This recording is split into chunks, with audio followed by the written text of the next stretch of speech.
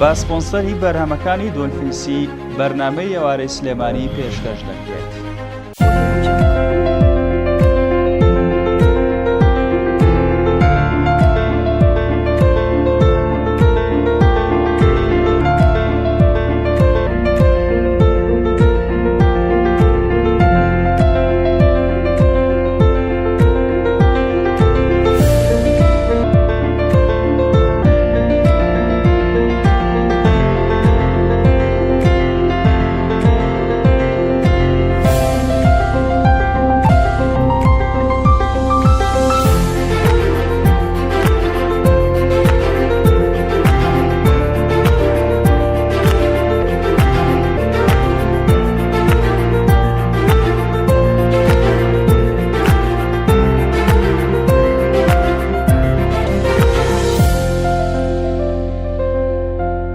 عزیزان و خۆشەویستانی کەناڵی سلێمانی و پرۆگرامی ئێواری سلێمانی سڵاوتان لەبێت.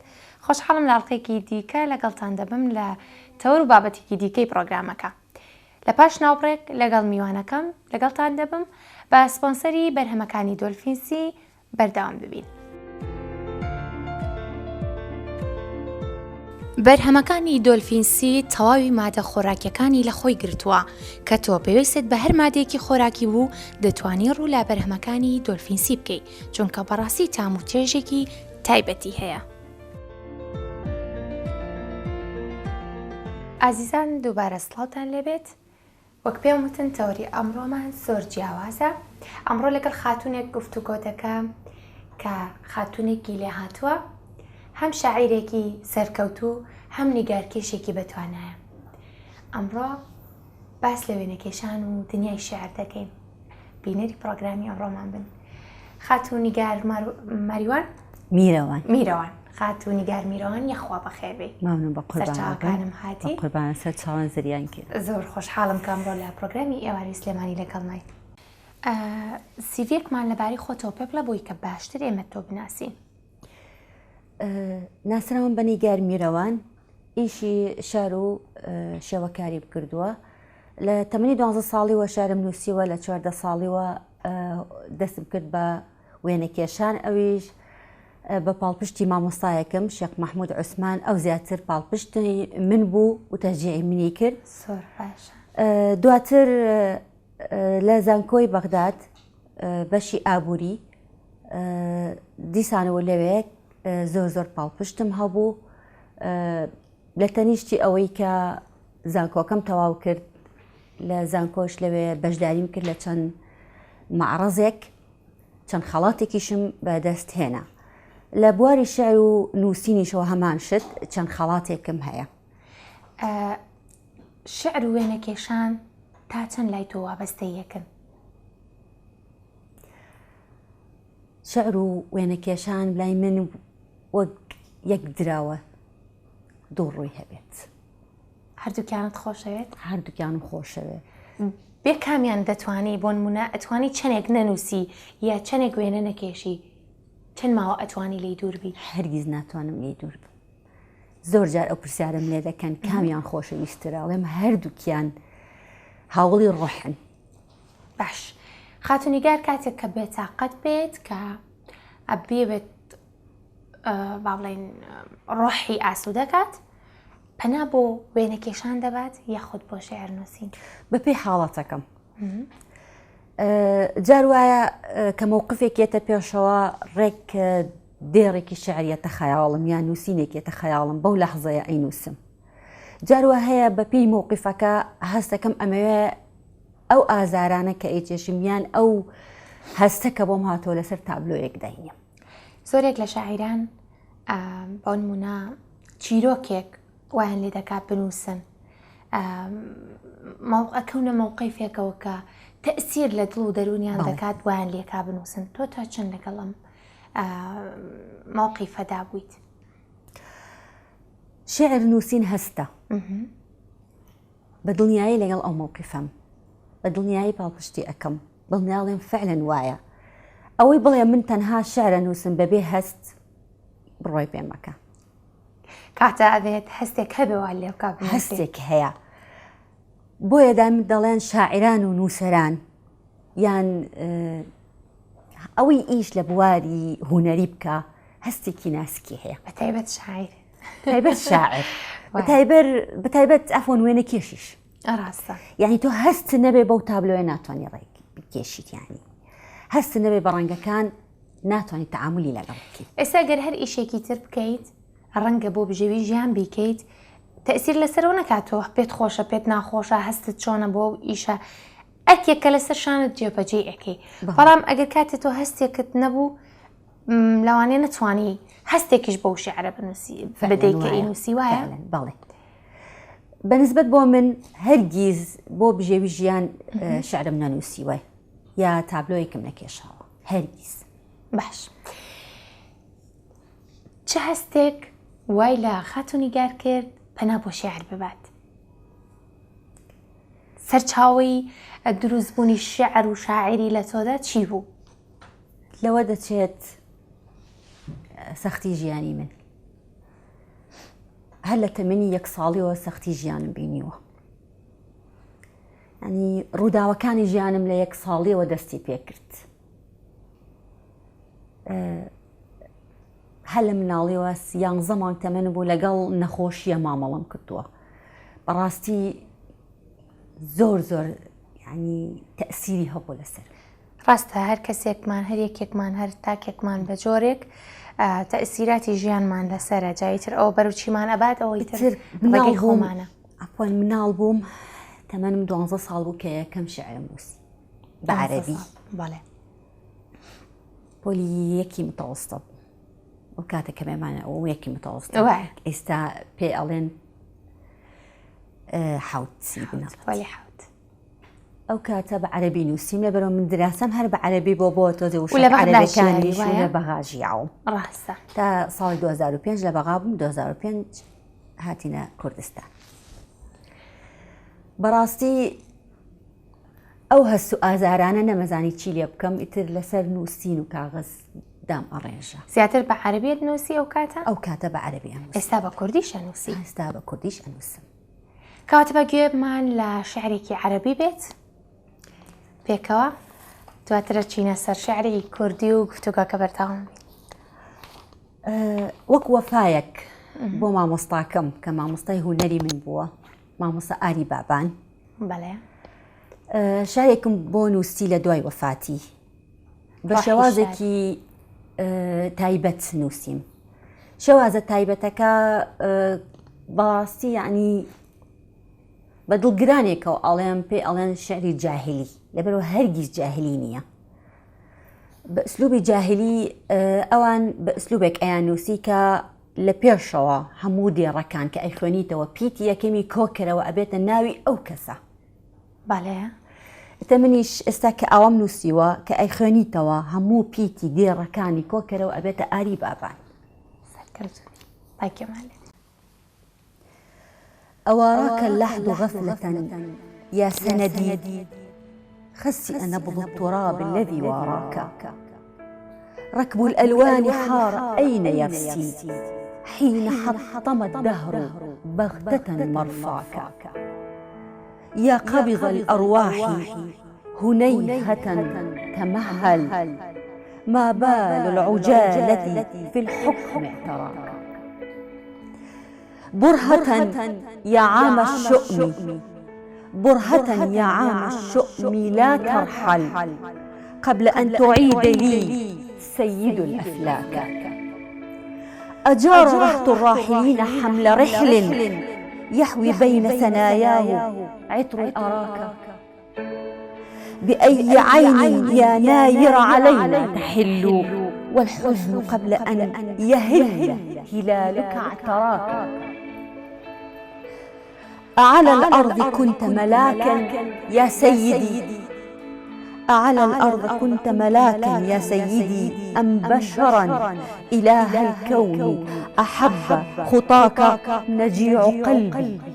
نجيع قلبي برحيلك لا ينجلي ودمع المقلتين يسيل حتى أراك. دەستقش سپاس. چەند جوانە کە هەمووان ئاوا بۆ فاوە بڕوان نە مامۆستاکانیان ئەو کەسانی کە دەستیان گرتون ڕۆژە لە ڕۆژان هاوکاریان کردون. بەڕاستی وەفا جوانترین دیاری خوددایە لە ئینسانێکدا ئەگەر هەمان بۆ وەفاوە بڕوان نەژیان ئیتر تەسەورەکەم هیچ کێشەیەک نامێنێت وایە فعلا منیش لەگەڵ تۆ هاوڕام بە تایبەتی لەگەڵ ئەو کەسانە کە هەستێکی پاک و جوانیان هەیە وەک ئاری بابان ئەکی پێتڵنیە بەڕاستی ئەو خۆشەویستی ئەو بە منی بەخشیەوە کەس بە منی نەتوانێت بەخشیە لە هەرکە منی ئەبینی ئەو ئەمە کچە جوانەکەی منە ئەمە کچی دووهمینی منە ئیتر من ئەو بە کچی خۆی منی داناوە چۆن من وەفای کچێنی بۆی نەبم ڕاستە بەتڵنیایی وایە کەسانێکن لە ژانی هەر کەسێکمانە کە دووبارە بوونەوەیان نییە کە پشتت ئەگرن بەڕاستی خۆشەویستیت بێ ئەبەخشن ینی خۆشەویستیە کە بێ مەرامە خۆشەویستیە کە بۆ سەرکەوتنی تۆیە ئەو خۆشەویستیە جیاواز و پاکە پێویستە بە وەفابین بووی یەکی لە تابلۆکانم کە لە بەردەستی خاتوونە بەڵێ لە ژوورەکەی مامۆستا ئاری بابان خۆی دروستم کردووە سۆرجانە ڕۆژێکیان تەلیفۆنی کردی نیگار زۆر بێتاقەتم وەرە بۆ لام تم خێرە مامۆستا وتی وەرە ئیتر کە چووم وتی یەک داواکاریم هەیە لە خوێندکارە خۆشەویستەکەم ئایا ئەتوانی لەسەر ئسلوبی من وێنە بکێشی وتم تۆ ئەمرێکی مامۆستاگیان وتی دەوەرە ئەوەکان فاسەکەیە و ئەوە ڕەنگەکانە وەرە دێ شتێکم بۆ بکە بزانم تا چ ڕادەیە توانای هەیە خوێندکارەکەم باشە لەو لەحظەیە من تەسەورمە کرد دانیشێ بە دیارمەوە ڕێنماییم پێ بدا بەڵام وا دیار بوو ئەو حەزی ئەکرد تاقیم کاتەوە زام تواناکانم تا چەندە ئیتر وتی باشەوە من ئەچم لە ساڵەکە تایەک ئەخۆمەوە ئەگەڕێمەوە تم بەجێم دەهێڵی تی بەڵێ ئەمەوێ بە ئارامی ئیش بکەیت تواناکانی خۆت بخێتە سەر تابلۆکە باشە دەوردونی و نیوەڕۆ بوو نزیکەی 4:30 گەڕایەوە دوای 2 سەعاتەکە کە هات وتی سەرسامم زانیوەتە تەلەبەیەکی و خوێندکارێکی زیرەکی بەڵام نەمزانی بە توانایت بەم جۆرە باشە وتی تەواوی کە دانش لە دوورەوە بە چاوە جوانەکانی خۆی بۆ ئارامیە خۆی یعنی زۆر بە ئەسلوبێکی ئارام و هێمن سێری تابلۆکانی ئەکرد یا سێری ئیشێکی ئەکرد کە بەرامبەرەکەی ئیشی دەکرد بەبێ دەنگی دانش هەتاکو من نزیکەی 7 ئێوارە بوو تەواوم کرد لە کۆتایی هاو فڵچەکەی گرت بەدەستەوە 2 خەتی سپیە لە تابلۆکەم وتی ئەویش بە یادگاری مامۆستاکەت بێ لەسەر تابلۆکەت ئەو تابلۆیە چەند جارێ داوایان کردووە لێم بۆ فرۆشتن تومەداوی لە بردنەکەم ئەم تابلۆیە بە ئاوی ڕۆح شۆراوەتەوە هەرگیز بۆ فرۆشتن نییە کەس ئەتوانێت ڕۆحی خۆی بفرۆشێ دەستخۆش سەرکەوتوبی بێگومان ینی یەکێ لە جوانەکانی تۆ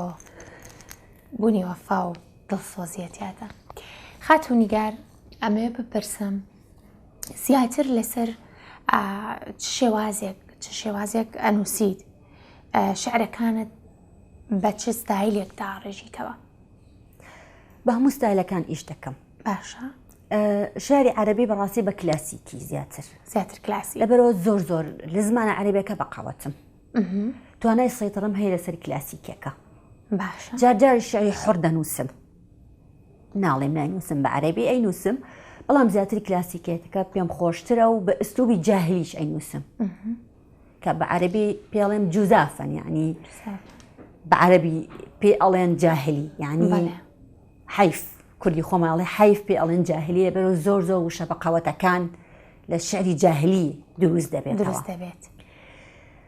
کوردی هەوڵەیەم وەزن و قافیەکی بۆ دانێم بەڵام ڕۆمانتیک لەگەڵ یاچوانی باشترم باش کەمێک باشتری ئەی بابڵێن بۆن بابڵێن ئەو شعرانەی کاشنەوە شعرێکی نیشتیمان پەروەری شعرێکی نەتەوەی لەگەڵ ئەوانەیە بینە چۆنە بەپێی هەست ئەینووسم بەپێی هەست ئەینووسم زیاتر گرنگی داوە بە چ ستایلێک بۆ نمونە چ جۆرە نووسینێک بەپێی هەستی خۆت. ئێستا ڕەنگە کەسێکی بپرسی ڕەخنەگرتن هەیە ڕەخنە ئەگرێ هەیە زیاتر من ڕۆمانتیک شعرە بڵێم نیشتیمانیەکانیشم نەوەیەکی ڕەخنی تیادایە بەڕاستی. ئەو جۆرە شاعر دەبێت لە هەر پابلین لایەنێکدا حەقی خۆی با بە شعرەکانی ئەی چۆن دەنگی ئەوانی تر بگەێنێت ئەگەر بێوێت بەڕاستی تۆ لە ڕێی شعرەکەتەوە دەنگی ئەوانی تر بگەێنی ناخی ئەوانی تر ببینی. هەوڵ ئەدەم دایم ئەو هەستە لە بەرامبەرم کە یەکێک باسی ئەکا بخەمە سەر نووسینەکانم. کات هەبووە گێت لە کەسێک گرت بێت خەمێک ئازارێک هەستێکی هەبوو بێ ئەمەت لای خۆت گەڵاڵە کردبێ و قست بێت سەر هەست؟ بەڵێ زۆر جار کە تۆ بەرامبەرەکەت باسی شتێکت بۆ ئەکە هەستی پێ ئەەکەی ئەو هەستە شتێکە بۆ دروست ئەکات بە دڵنیایی بەڵێ. چەند جارێک شتم نووسیوە بۆ کەسانێکی تر یەکێ لە شعرەکان کە لە بەردەستمایە من بەنسبەت بۆ خۆم دامە پێم ئەڵێن بۆ خۆشەویستی ئەوشتانە نەم بووە تا ئێستا یان بڵێم نەم یانی تاکو ئێستا ئەو کەسەمە نەبینیوە کە بتوانم خۆشەویستی و هەستی خۆمی پێ ببەخشم. بەڵام ڕۆژێکیان هاوڕێیەکم باسی خۆشەویستەکەی بۆ کردم وتی خۆشەویستەکەم شتێکی زۆر تایبەتە. خۆشەویستەکەیشی بەڕاستی ئەو کەسە نەبوو کە شایانی ئەو ئازارەیە و هاوڕێمە بێت بەڕاستی ئیتر پێم و نابێت و ئەبێ خۆش بوێت پێش کەسی تر. وتی نا تۆ نازانیت چم خۆشەویستە لە دڵم هەستەکەم ئەستێرەیەکە لە ئاسمان کە هەستەکانی ئەوم بینیم شارێکم نووسی بۆ ئەستێرەی ئاسمان. دەستخۆش. چ شعرێکت هەیە باس لە ئافرەتان بکات ژنان بکات ئازاری ئەوان ببینێت؟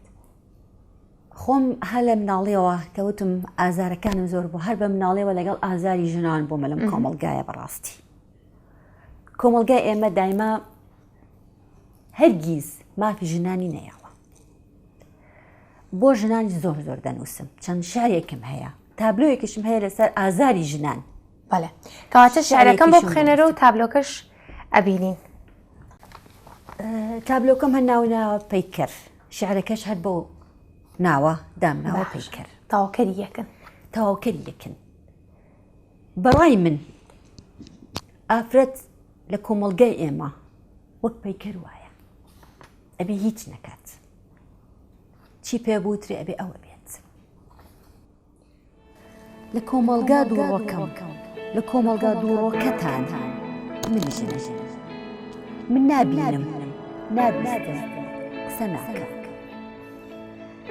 لە کۆمەلگا نادات پەروەرەکەتان من ژنم بەلاشەیەکی کێماویەوە ڕۆژ بەسەر ئەبم.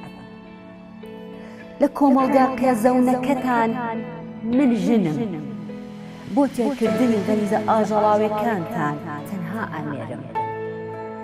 لە کۆمەلگا دروستکراوەکەتان من ژنم وەک پەیکەرێک بێڕوح و بێهەستە. دەستخۆش. خامەت ڕەنگین بێ. زۆر سپاس. پێت وایە کۆمەلگا خەتر لە ئافرەت دەکات تا ئێستش؟ بەڵێ بەڵێ. دەبێت چی بکرێت بۆی کە کۆمەلگا لە هەستی ئافرەت تێبگات هەستی پاکی ببینێت هێندە غەدر و نەعەدالەتی لە بەرامبەر نەکات؟ یەکەم شت دەبێ یاسا بگۆڕی. هیچ یاسایەکی ئێمە مافێکی تەواو نایە بە ئافرەت. دوو ئێمە وەک هونەرمەندان وەک شاعیران دەبێ نامەیەکمان هەبێ بۆ خەڵک دەبێ هەوڵ بین بنووسین. من ئەو نووسینەم نووسیوە لەگەڵ پەیکەرەکە کە بڵێن تابلۆکەمە ناوم ناوە پەیکەر کە پیاوێک ئەیە بینێت باسی بۆ ئەەکەم لەوە ئەچێ هەستێک لە ناخیەوە دروست بێت بە خۆی بچێتەوە کەواتە ئێمە وەک شێوەکاران وەک شاعیران ئەبێ هەوڵێکمان هەبێ بۆ گۆڕینی ئەم کۆمەڵگایە. ڕاستە ئەو هەوڵە نەک تەنها و نەرمەندان و شاعیران دەبێت بەڕاستی هەمووان پێکەوە ئیشی لەسەر بکەن. خاتونیگار لە تابلۆکان تا هەوڵت داوە چی بە چواردەور و بەرامبرت بڵیت؟ تابلۆکان ماهوڵمەوە بڵێم ژیان بەردەوامە. ئەگەر تۆ سێری تابلۆکانم بکەین زۆربەی تابلۆکانم ڕەنگی خوێنی تیادایە کە زۆر و ئازاری ئەم کۆمەڵگای ئێمەیە باشە بەرامبەر بەوەشە ڕەنگی سەوزی تایە کە ژیانەوە ئەمە هەمومان دایمە ئەڵێن کە ئەڵێن ژیان یەکسەر درەخت و دەشتیەتە خەیاڵمان. بۆیە من ئەو سەوزەم داناوە بۆ ئەوە بڵێم ژیان بەردەوامە لەگەڵ ئازارەکانتان. ئایا بەرامبەر بە هەرکێک بێ، بەرامبەر بە ئافرەت بێ، بەرامبەر بە مناڵ بێ، بەرامبەر بە کەم ئەندامێک بێ، بەرامبەر بەو هەموو زۆرە ئێمە جارێ بەردەوامین و بەردەوامیش دەبین. من خۆم لەوە دەچێ یەکێ لە قوربانەکانی زۆر و تونند و تیژی دژی ژنان. بۆیە دامە هەست بەوانە ئەەکەم کە بەرامبەر بە تونند و توژی بوون. بەڕاستی دەستخۆش من خۆم بە مناڵیەوە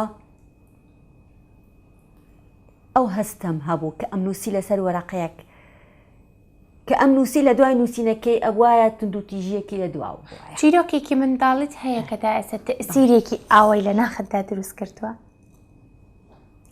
هەموو چیرۆکەکانی ژیانم تەئسیر لێم کردووە. من کە ئەوە ئەنووسم ئێستا تۆزێ ئازادتر بووم، ئازادیم وەرگرتووە، لێدانێکی لەسەر لە بنەماڵەیەک بووم ئەیان و شعر حرامە، وێنە کێشان حرامە. کە هەستەکانم ئەخستە سەر وەرەقە یا ڕەنگێکم ئەکێشا لەسەر تابلۆکەم، دڵنیا بووم ئەو ڕۆژە لێدانێکی لە دواوە بوو یان بەندێک لەوە ئەچێ بە شەو بە دوو شەو بەندەکرام لەسەری. بەداخەوە هەر ئەوش وە ئەکات کە بەڕاستی خانمێک دروست بێت بۆ چەشنەی کە تۆ هەی وایە من دایمە ئەڵێم ژیان لە ئازارەوە دروست دەبێت و ئەو دروستبوونەش کە قەت ناڕوخێت ئەو دروستبوونەیە کە لە دوای ئازارە فعلا بەڕاستی هەر دروستبوونێک کە بۆ کەیف و خۆشی بوو لە شتێکی ینی سەرچاوەیەکی نەبوو داڕمێ. بەڵام دروستبوونێک کە لە شتەکەی ئازار بوو ئەمێنێتەوە. هیوایمانەوە بۆ تۆ سەرکەوتنی زیاتر بۆ تۆ ئەتوانم بڵێم بانی بەشێکی زۆری خانمانی کوردستان و عێراق بەگشتی دوور نین لەو تۆند و تیژیە، دوور نین لەو ئازارە، هەریەک بە چەشنێک و هەریەک بە شکلێک و هەریەک بەشی خۆی هەیە. بۆیە منش ئەڵێم لە وڵاتی ئێمە یەکرم شت دەبێت یاسا بگۆڕێ. بەڕاستی دەبێت پشتیوانی زیاتر بکرێ بۆ کەسانی کە ئاوا ڕێکراوەکانیش ئەبێ بەڕاستی دەویەکیان هەبێت. حکیت بەڵام بەداخەوە ئەبینم زۆربەی ڕێکراوەکان ئێمە تەنها ناون. بەداخەوە بڵێ خاتونیگار کامە کارت شاکاری خۆتە، کامە شعرت زۆر تایبەتە لەلات، زۆر خۆشەویستە لەلات؟ هەموو ئیشەکانم زۆر خۆشەویستە. ئەوەی زۆر زۆر ئێستا خۆشەویست بوو بەلامەوە ئەوەی بۆ مامۆستا ئاری نووسی ئەوە تایبەتت ئەوە زۆر زۆر تایبەتە لەگەڵ تابلۆکە کە لە ژوورەکەی خۆی کێشە. کەواتە ئەو شعر و تابلۆیە لای تۆ شاکارێکە کە ناتوانانی لە خۆت ناتوانم بە هیچ جۆرێ هەستەکەم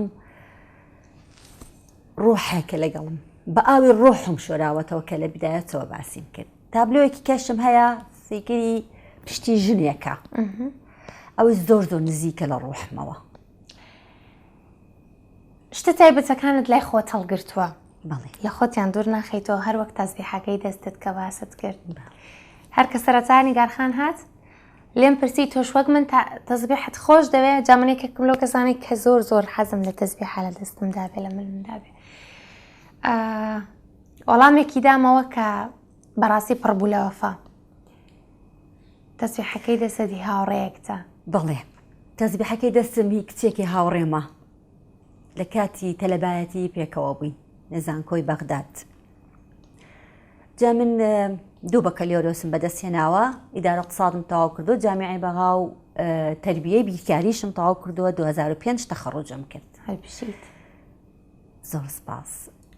لەوێ تعارفم کرد لەگەڵ کچێک ماوەکەی زۆر کەم بوو بەڵام پڕ بە خۆشەویستی سۆز بوو. 4 ساڵی پڕ بە خۆشەویستی بوو. 4 ساڵ هەستم کرد بەشی دووەمی ڕۆحی من بوو. وەک ترپەی دڵ ئاوا بوو لەگەڵمە هەرگیز نەماتوانی لە یەک جابینەوە.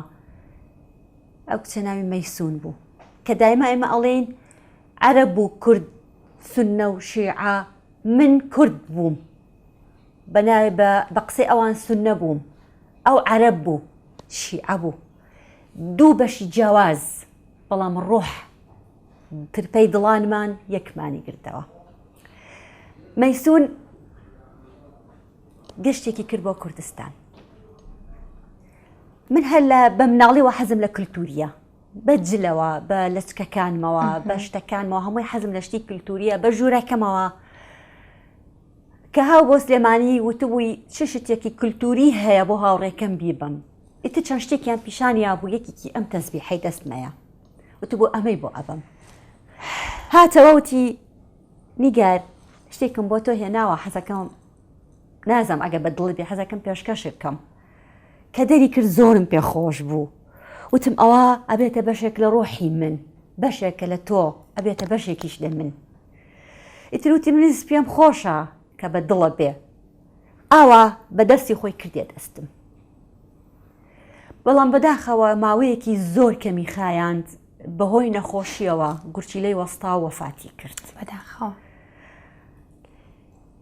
لەو ڕۆژەوە کە ئەچم بۆ هەر شوێنێک بۆ هەر پێشانگایەک ئایا تایبەتی خۆم بێ یا هی کەسانێکی تر بێ هەر کۆڕێکی شعری هەر چاوپێکەوتنێک ئاوا چۆن خۆی لە دەستمی کرد دیسان من دەستی دەکەم. هەستەکەم ڕۆحی لەگەڵ ڕۆحمایە هەستەکەم پشتیوانمە هەستەکەم ئەو پێمەڵێت چی بڵێم و چی نەڵێم. ڕۆحی شاد بێت. زۆر سپاس لەگەڵ تۆ بەردەوام بیت تۆ سەرکەوتوو بیت. زۆر خۆشە کە ئافرەتێک ئەوەندە بەهێزێکی جوان و بە پڕ لە زانیاری و پڕ لە وزەیەوە دەرەکەوێت. زۆر سپاس. هیوای ئەوەی کە سەرکەوتوو بیت و کە لە مەرحەلەی زۆر باشترا بتبینمەوە. لەگەڵ تۆ زۆر سپاس. حەزمە کرد زۆر زیاتر گفتوگۆ بکەین پێکەوە بەڵام کاتی پرۆگرام بەرەو کۆتاییەوە پێم خۆشە بە شعرێک لە شعرە جوانەکانی تۆ کۆتایی بە پرۆگرام بێنین. سەرچاو چاو خۆش بێ. ئازیزانی من با سپۆنسەری بەرەمەکانی دۆلفینسی پرۆگرامی ئەمڕۆ کۆتایی دوای خوێندنەوەی شعرێک لەلایەن خاتونی گارەوە کۆتایی پرۆگرامە. هیوای تەندروستی و سەلامەتی بۆ هەموولایەکتان. ئەم شارێکی خوێنمەوە بۆ هاوڕێکەم نووسی بووم حەز ناکەم ناوی بێنم بێرەوە پێ خۆش نابێت بەڵام دڵنیام کە گوێی لێگێ ئەزانێ بۆ ئەستێرەی ئەو نووسیومە. ئەستێرەی بەیانی کاتێ گوێم لە دەنگی ئەستێرەکەم دەبێ دڵم لە بازنەی فەلەک و گەردوون ون دەبێ لە حەزرەتی ڕوخساری خۆر لە ڕۆژ ئاواوە خەوتێ بە بینی باڵای نەمامی ئەرعەر بەژەکێ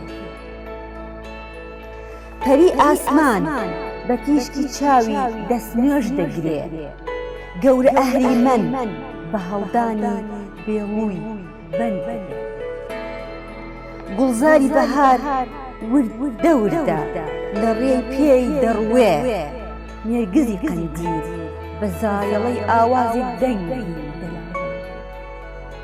کاتێ چاوم بە ئەستێرەی بەیانی دەکەوێ زۆر خۆکێمی تەمەنە ون بۆکەم بەبیر بچێت.